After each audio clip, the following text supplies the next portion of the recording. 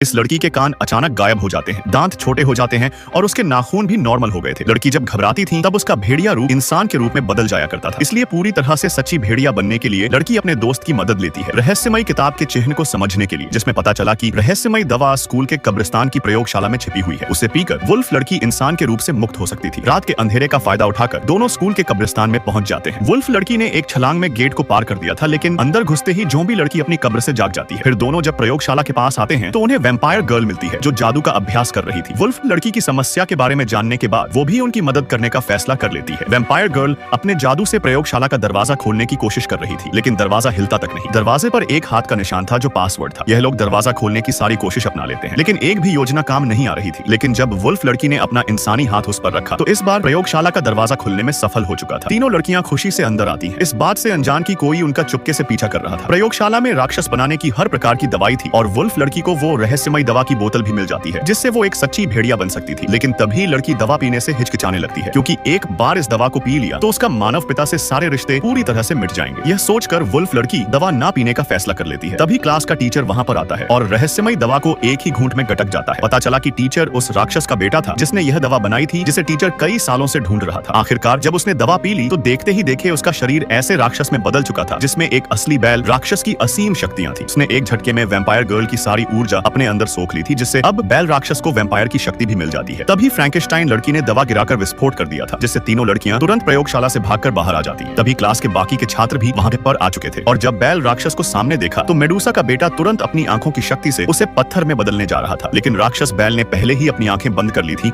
और अगले पल बैल राक्षस ने मेडुसा के बेटे की भी सारी शक्तियां छीन ली थी, जिसके बाद उसने उन्हीं शक्तियों से मेडुसा के बेटे को ही पत्थर में बदल दिया था। यह देख वुल्फ लड़की टेंशन में आ जाती है, जिससे वो फिर से इंसान में बदल गई थी। क्योंकि लड़कियां अब इंसान बन चुकी थी तो बैल राक्षस उसकी शक्तियों को सोख नहीं पा रहा था। तब बैल राक्षस पत्थर बनाने वाली आंखों का यूज करता है, लेकिन उसी समय लड़की ने तुरंत मुड़कर अपना मोबाइल निकाल लिया था, जिसमें बैल राक्षस अपनी ही छवि देखकर खुद को ही पत्थर की मूर्ति में बदल देता है। जिसके बाद बाकी सबकी शक्तियां भी वापस छात्रों में लौट आती हैं। फिर राक्षस हाई स्कूल में नए नियम बनाए जाते हैं कि अब वुल्फ लड़की को आधा इंसान होने पर भी उसे अपना लिया जाएगा। जिसके बाद वुल्फ लड़की स्कूल में दोस्तों के साथ खुशी से रहने लगी थी।